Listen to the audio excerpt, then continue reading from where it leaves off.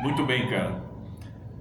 Quando o meu querido professor Olavo de Carvalho denunciava com insistência e bem fundamentado que a maior parte da mídia brasileira está há décadas trabalhando para determinados partidos, sobretudo de base socialista, esquerdista, ele estava coberto de razão. Estava e está.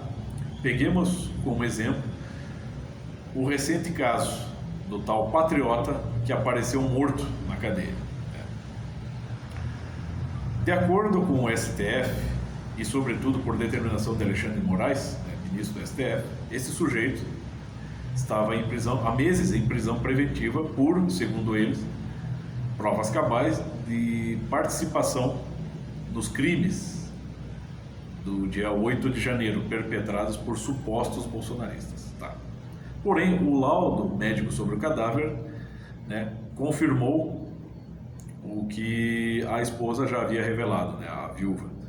O sujeito padecia de graves problemas de saúde, uma saúde precária, e precisava de tratamentos médicos especializados. Ele não poderia permanecer na cadeia muito tempo, pelo menos cumprindo o crime, a pena na cadeia. Porém, como nenhum dos ministros sucumbiu aos apelos da viúva, o sujeito agora está morto. Então é óbvio que, por extensão, sim, todos os ministros do STF, inclusive o Alexandre de Moraes, são coautores desta morte, da morte do ser humano. Porém, como é que as mídias, estas mesmas que aqui o professor Olavo se refere, como é que elas estão noticiando o caso? Peguemos o exemplo do Metrópolis. Saiu uma matéria com o título "Patriota, entre aspas, é encontrado morto na cadeia". Patriota do dia 8 de janeiro. Então, eu penso, em primeiro lugar, eu penso assim, como é que você pode ironizar uma situação dessa nesse momento? Quer dizer, um ser humano morreu, é uma tragédia. Então, não se trata de chamar a atenção para o fato dele ser ou não criminoso, de estar ou não respondendo ao processo, ser réu, de determinados crimes. A questão é que morreu um ser humano, precisamos saber o porquê disso. Não. A questão é frisar ali, patriota, entre aspas.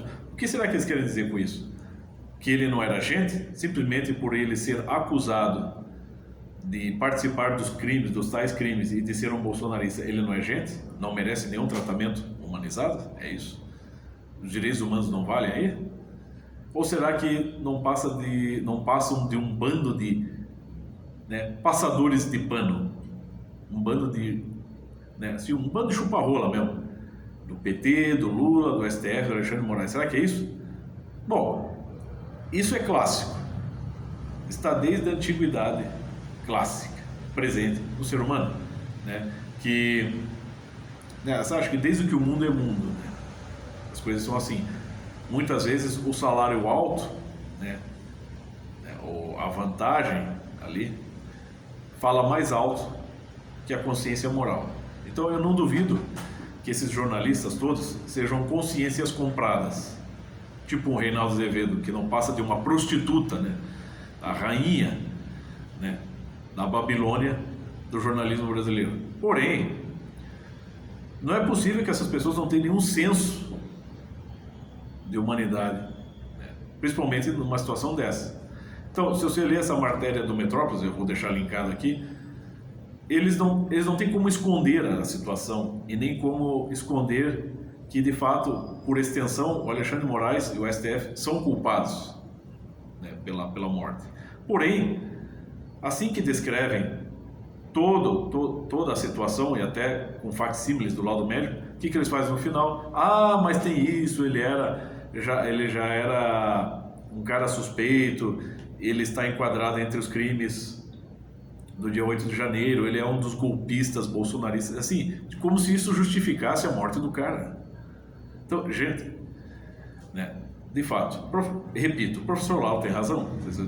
Essas pessoas da mídia brasileira, as pessoas que estão trabalhando para a mídia brasileira, essa mídia, esses órgãos de imprensa que basicamente se tornaram office boys do PT, do STF, essas pessoas, assim, né, de fato já, assim, vamos dizer, sufocaram a consciência moral.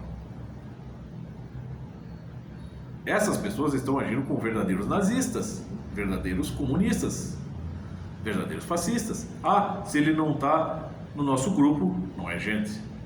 É mais ou menos assim que funciona, infelizmente.